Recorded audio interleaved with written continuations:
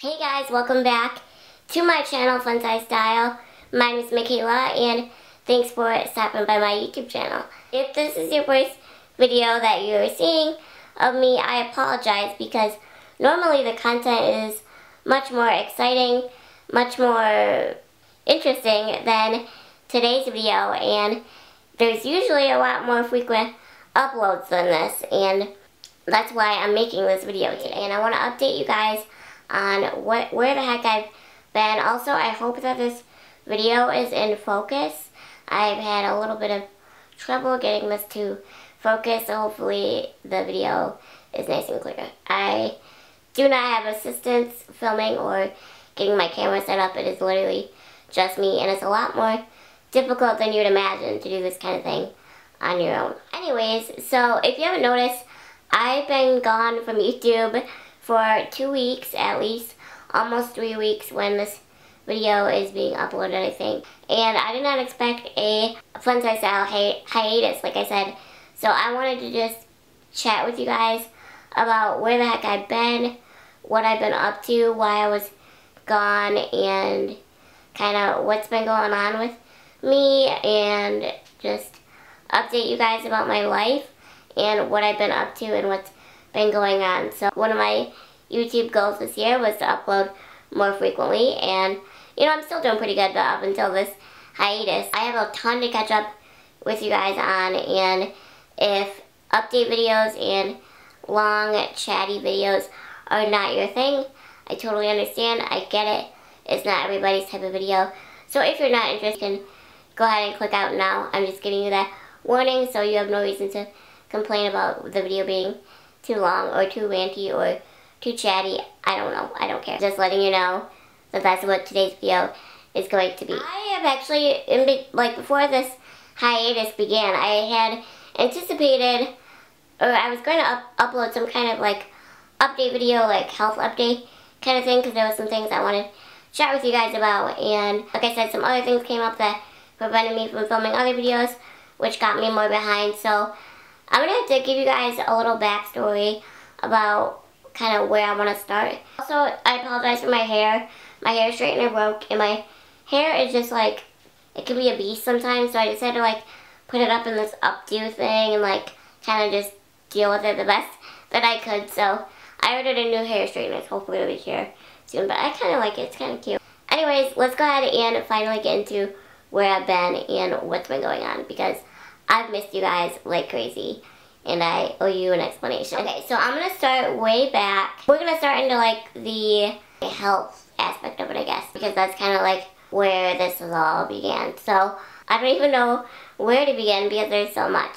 So about when I was 7 years old, I got my first set of eustachian tubes, and I think that's what they're called. Or no, that's the tube that's already in your ear.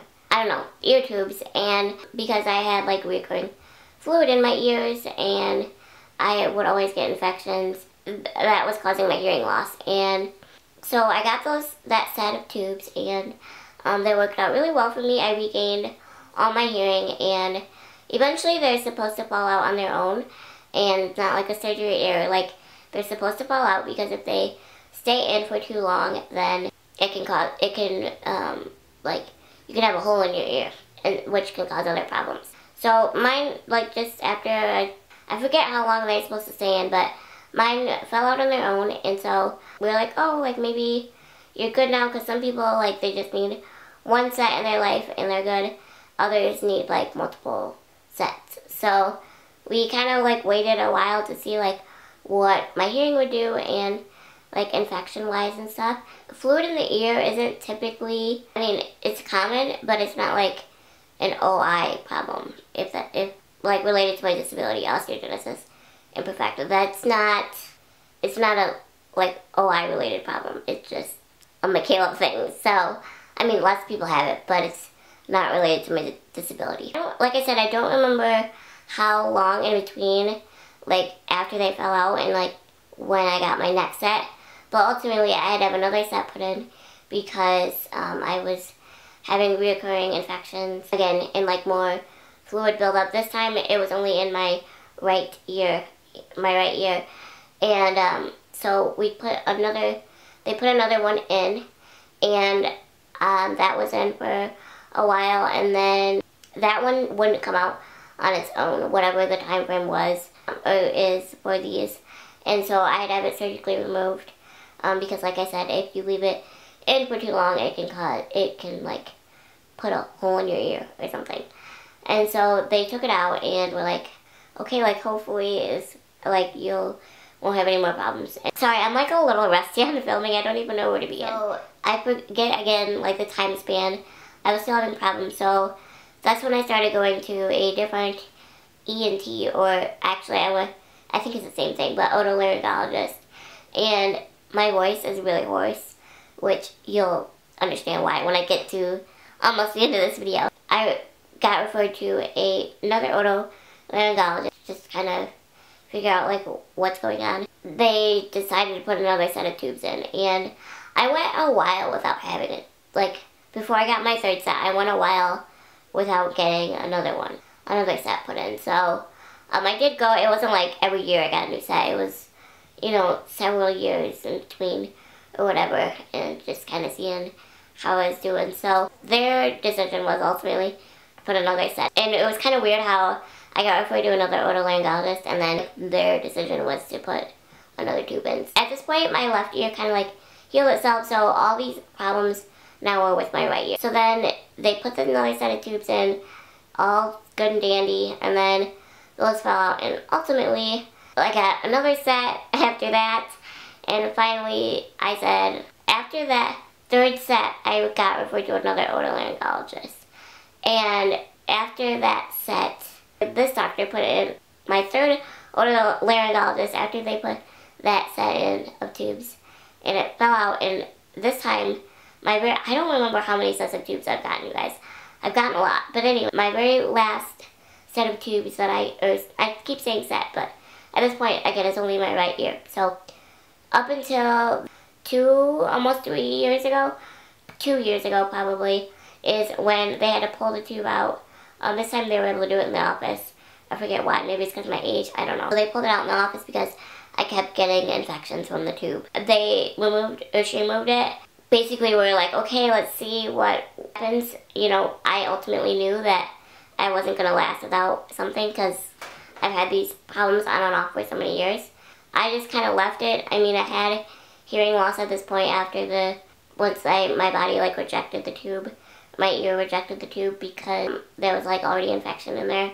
And I tried like so many rinses, sprays, steroid sprays, all the natural stuff, like nothing worked. And I just kind of left it alone for the past, so we're like in present day now, like up until like a year ago. Like we're almost, so like this is like a year and a half ago that this is happening now, when I got my very last set, or my very last tube removed. So we agreed that we were going to leave it, because another reason why I had gotten so many tubes, or another tube, tubes in and out, is because I was having like pain and infections and just discomfort. So for me, my hearing loss was never really that noticeable.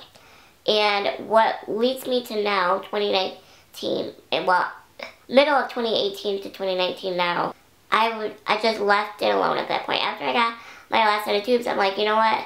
The pain is just kind of like on and off at this point. It's so sporadic, like I'm not doing another set of tubes, and like I just said, I'm done. Basically, I wasn't having like an active infection, and so I just left it for the past. So I've been tubeless in my right ear for, like I said, almost 2 years. Oh my gosh, my voice. I'll get to that in a minute. So yeah, I've been tubeless for almost 2 years. Sorry, I'm super rusty at filming. I don't even know where to start. Middle of 2018, like June to like now, 2019. So almost a full year, I have started to have like recurring pain again, and just like nasty stuff coming out of my ear. There's no like active infection that we can see. That led me to go back to my otolaryngologist and say, look, like my hearing loss never used to be noticeable before. I don't want another set of tubes. I want to find out why they're not working for me, why I keep having this problem. And she's like, I totally agree. So we came up with this plan, how we were going to figure this out, because ultimately, like, if you're having pain in your ear and, like, stuff coming out of it, like, something's going on, and you can have permanent damage if you leave this kind of thing alone. I didn't know that. Well, I shouldn't say I didn't know that. Up until I started having this problem, I was just leaving it. Because it was so sporadic at the time, but in the middle of 2018 to now is when it started to become more consistent again. That's when my hearing loss started to become more noticeable. And like I said, I never used to notice it.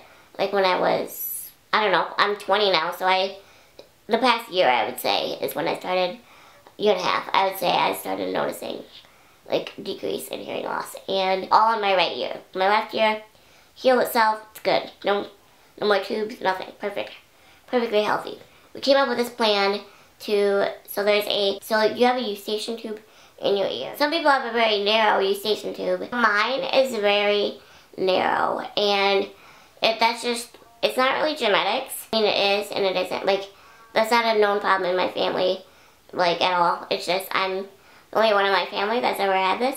So some people are just born with it. Obviously, I think that's the only way. But yeah, so mine's really narrow. So my third ENT, my third otolaryngologist, that's why I went back to in the middle of 2018 and said, look, I need to do something about this. And she's the one that said, I agree. There's this new procedure that has come out that was approved by the FDA a few years ago, and because of my age, I was finally eligible for this because the FDA only approved it for people 19 years and older. I have no idea why, because it's it's one of the least invasive surgeries you can have.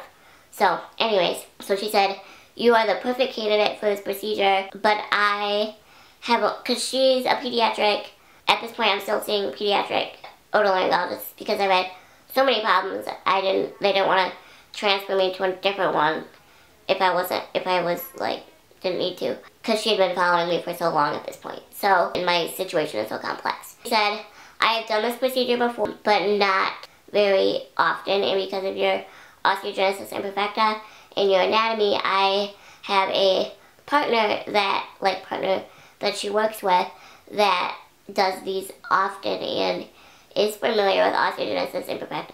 The third ENT I had, or the third otolaryngologist that I had, that I was still seeing, oh my gosh, my voice, that I was still seeing at this point, is very familiar with OI.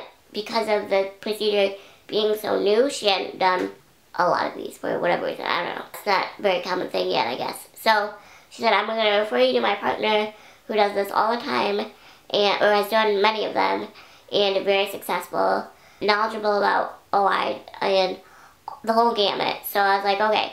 So I'm on my fourth otolaryngologist at this point. So I go and see her, and she says, this is like my whole life, like, that has been leading up to this point. So once I found out the outcome, I was like, oh my gosh. My third otolaryngologist, before she referred me to her partner, she was the one that discovered my eustachian tube was too narrow, which is why the tubes weren't working, because they didn't have enough room or whatever to like work or like have everything come in and out like it's supposed to. So I can't believe that it took like 3 otolaryngologists to figure that out.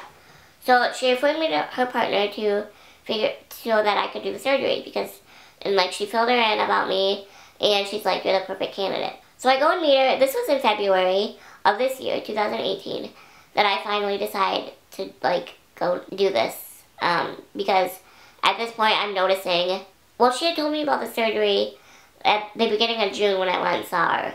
So it's not like she just now told me in 2019. It's like, okay, I'll see how I am. If I'm still having pain like within the next few months, I will go and see her. And she's like, okay, great, just call me and I'll refer you to her and get you an appointment right away.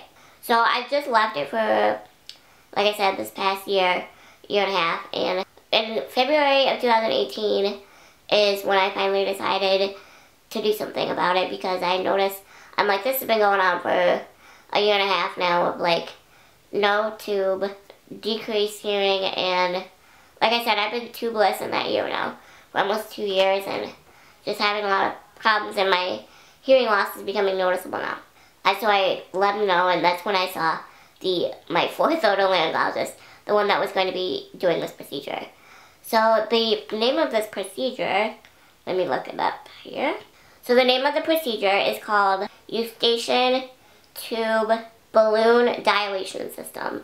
So what this is, so this was why I was going to see the sports one, because she's the one that's experienced in the surgery. So what this procedure is they go in and they go through your nose and insert this little balloon. They go like from your nose in through your eustachian tube, use the balloon to widen the eustachian tube, and then pull the balloon out, and then that widens the eustachian tube, and then they put another ear tube in, and again that's only in temporarily to clear everything out from whatever damage has been done from the tubes being rejected and the eustachian tube being too narrow. Now that my eustachian tube would be wider, my problems would be gone. This surgery is like very not invasive at all. Like it's one of the safest surgeries that you can have. I went and met her and she like knew why I was there, obviously. Third otolaryngologist that referred me to this, my fourth one now. You know, they had talked and whatever, so she knew why I was there. And like again, she said, you're the perfect candidate. And she did like this scope or whatever down my nose to like see my insides, I guess, I don't know. And she said, I want to, before we go ahead with the surgery, I want to do a CT scan to make sure with your anatomy that the surgery will be successful. Because when they're trying to like insert the balloon or something, if your anatomy in your face is like a certain way, sometimes it won't work and they won't be able to like get the balloon through.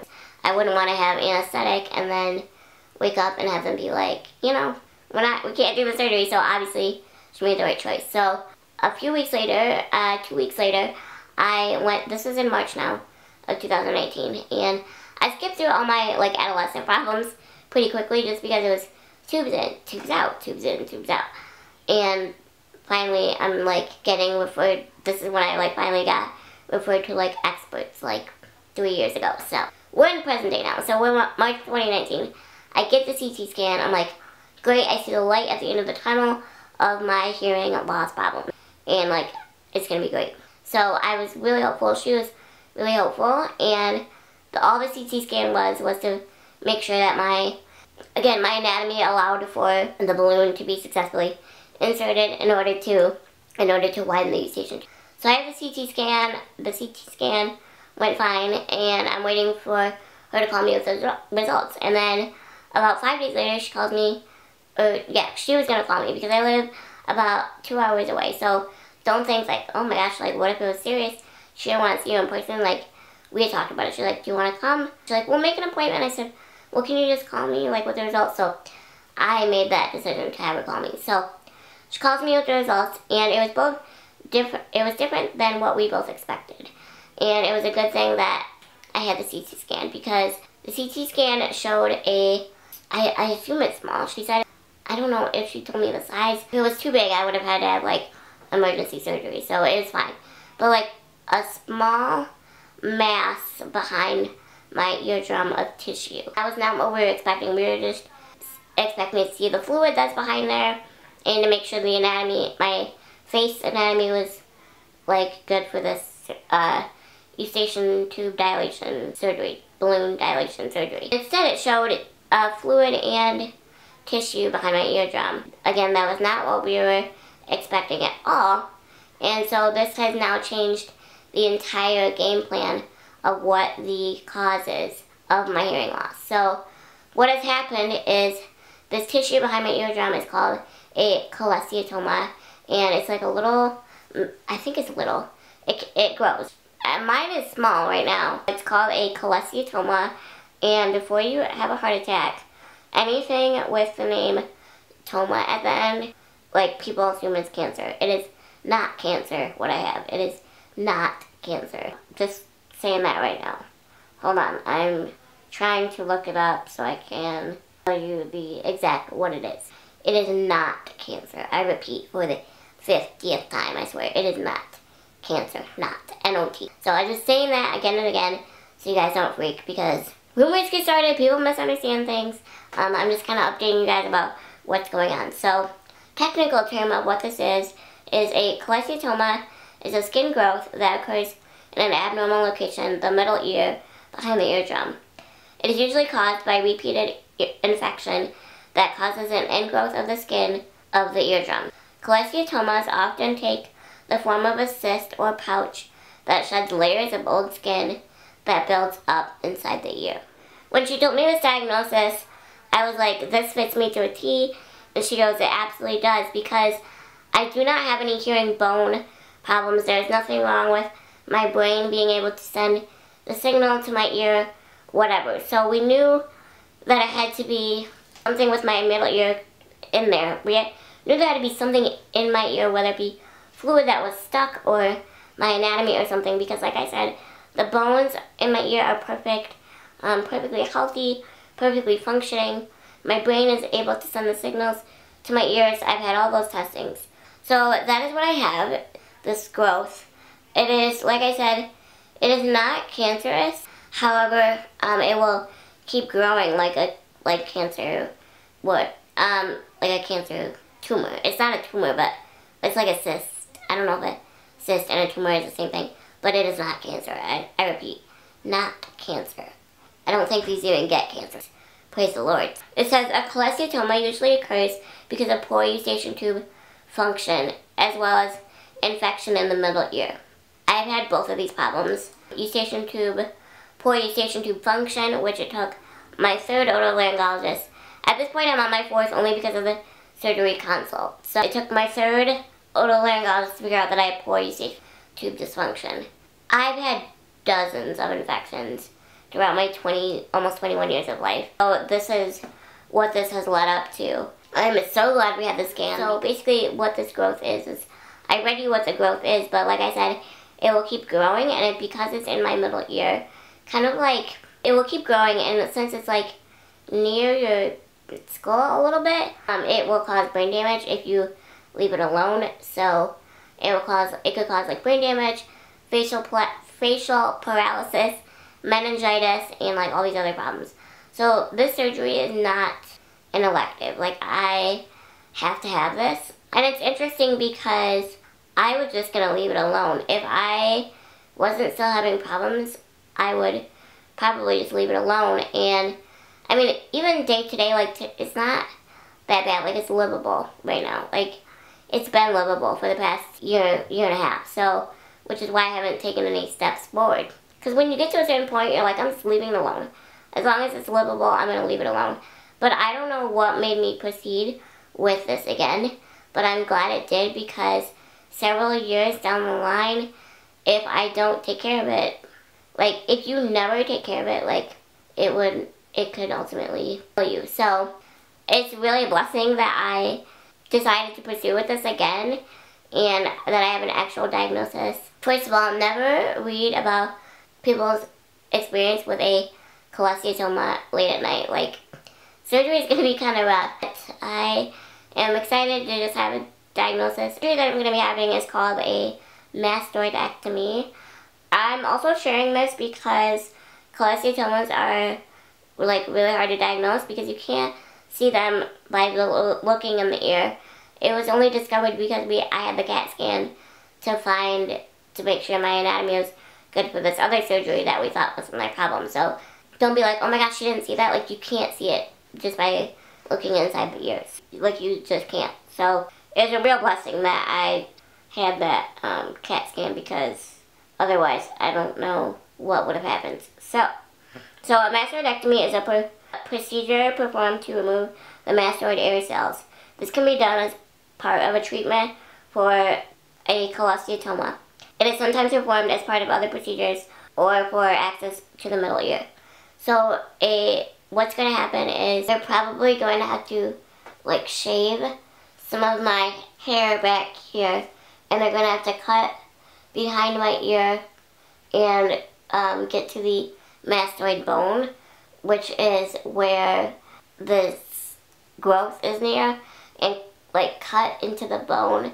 I think, I don't know, she explained it to me, but and remove the growth. It's not too big, so we're at a good spot. I mean, we caught it at a decent time. I don't know how long this has been going on. I didn't really ask her if she could tell. It was really hard to see just because in the scan, because there's fluid and there's this growth. Like I said, the surgery is not elective, like I have to have this done. We're both glad that we ended up needing the CT scan done because we would have never found out what it really was.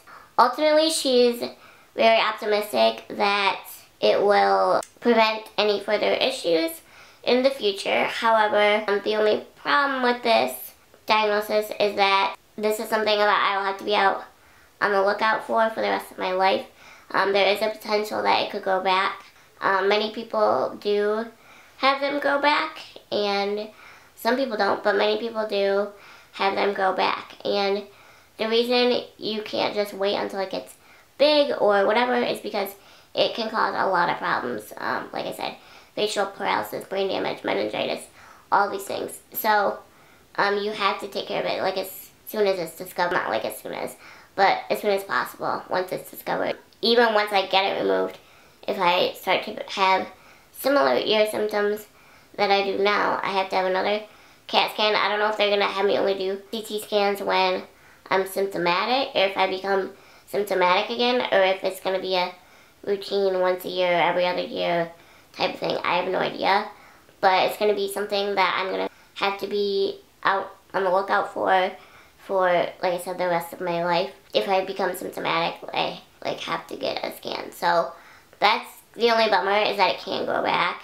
I don't know if it's pretty common for it to go back, but I was reading people's experience, and quite a few people did have them go back. So the other problem is sometimes, because this has been going on for so many years, we don't know when the growth started growing. We don't know how much damage has been done. I may have to replace one of my middle ear bones with an artificial one, which I thought was really interesting. I had no idea that that could even be done, but she was explaining that is something that they may have to do. So surgery is very intricate, it's very complex. They're very careful about facial nerves and stuff, but because it's within the middle ear, and it's so intricate trying to remove the growth. It's just I don't know how to explain it other than like it's just very complex, it's very intricate, it's very precise, and that's why you have to have somebody that's super confident in doing this, and somebody that's very experienced in doing this,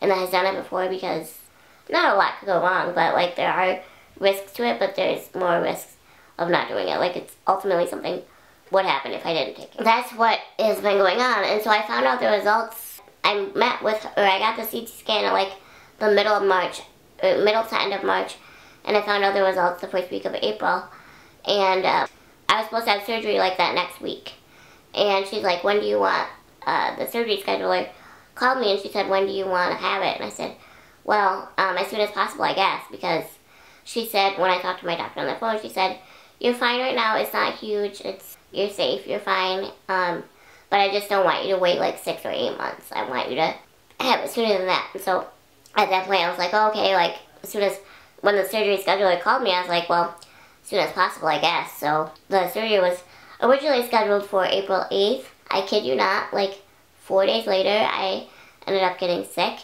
Hence my voice. I've been sick for the past 17 days now, 18 days. It started out as sinus infection, went to Med Express, urgent care, whatever, and got antibiotic. And then I finished that. That was only a 5-day course, and I wasn't getting better, and I got worse and worse and worse. And then 2 days ago, I went back to my doctor, and I then started having the start of, like, on the edge of pneumonia.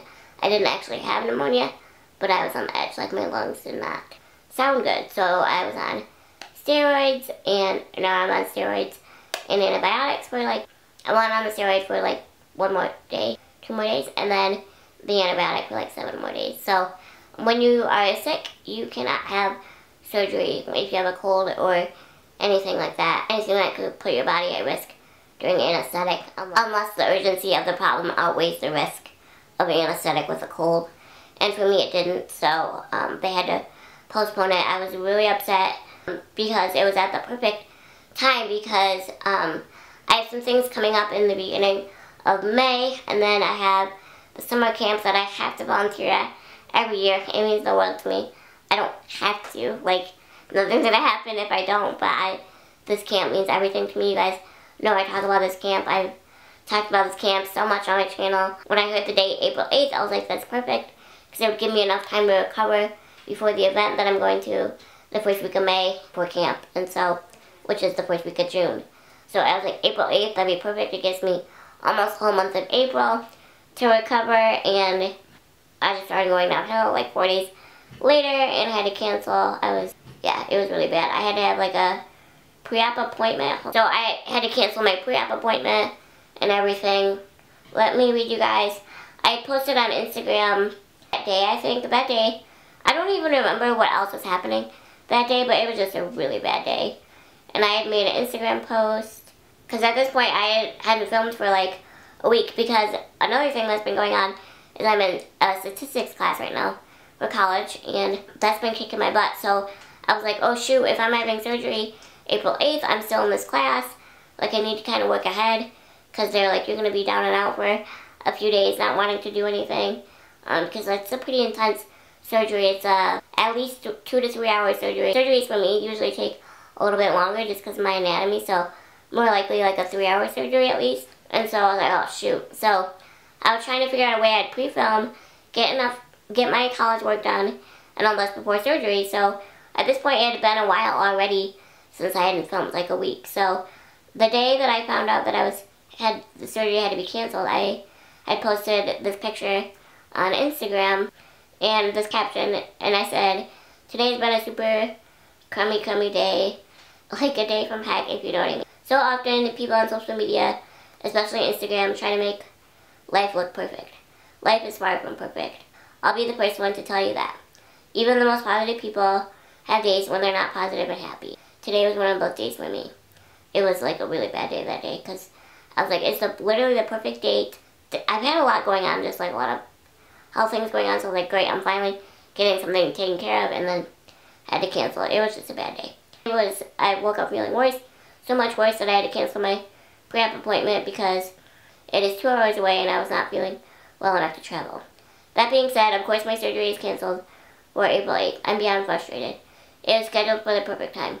Why did I have to get sick right now? I know it's not for me to ask and that the Lord has a plan, but I still have these moments once in a while. I think what's made me so angry or upset, yep, it's true. It's rare though. About the situation is it's been such a difficult season the past 2 months. My plate is so full and I cannot wait for this awful day to end, and I'm praying for a better day tomorrow whenever I posted that. And a better season ahead. I have so much to be grateful for today, but today I didn't see it. My mind was clouded with everything else going on. Just posting that to be like real and raw with you guys about the bad day that I was having. It was just like one of the worst days I had in a long time. So that took up like a lot of time, like being on the edge of pneumonia, and like, because like I said, let's see, today is April 11th, and I've been sick for 17 days now. So 3 days ago is when I started to be on the edge of pneumonia. So that's what they told me when they listened to my lungs. So, but as soon as I got my medicine or my steroids and stuff, I was like, quick turnaround the next day. I was feeling a lot better. So that's like the main thing that's been going on. At this point now, I won't be having the surgery until at the second week of June at least. They still haven't called me to reschedule, which I don't know why I need to give them a call, because I have the event the first week of May that I have to be at, and also the camp that I have to be at. Like, I haven't been able to do a lot of fun things lately just because of everything going on. These 2 events that I have coming up just mean like the world to me. Sometimes you just gotta put your health on hold if you can and just say, nope, these are my priorities. 2018 as a whole, I just haven't been able to do a whole lot of fun things lately at all. I feel like we go through these times in our lives where we're not thriving, we're just surviving. That's my phrase. Like, that's how I felt in 2018 so far. A lot going on. That's like my main update. I thought I was gonna be having surgery, a pretty major surgery, and I ended up not. So it just my statistics class has been kicking my booty. I have 2 weeks left, and then I'm actually not taking a spring and summer course this year. This will be the first time that I have the entire summer off since I started college. My scholarships, I didn't have enough scholarship money, and I refused to take out loans for college, and I am taking the spring and summer off. You don't get funding for spring and summer, it's just like whatever you have left over you can like use towards that. It worked out though, because now that I'm having like these 2 events coming up, well, I always have the camp coming up, that's not a big problem, but I just work ahead. But this other event coming up and then a pretty major-ish surgery, it just really worked out this year that I could just kind of focus on myself. It's crazy, after, when you guys are seeing this, I'll only have 1 week left of school, and then I'm done until September 5th or 4th, whenever the day after Labor Day is. So, and then I'll only have a year and a half left, maybe 2 if I end up having to take a semester off for a surgery or something. But I am a little bit behind on college. I've had to take a couple semesters off because of surgeries and whatnot. So I'll probably graduate in 2021 instead of 2020 like I was supposed to. At least I'm finishing. That's been kicking my booty lately as well, trying to keep up with that while being sick. It was just all, like, it just felt like the end of March and like beginning of April, like everything was just crashing down. I was like, what next? Like, it was like my main update, I guess. Having problems with my back. I don't know what I'm gonna do about that. I need to do something though.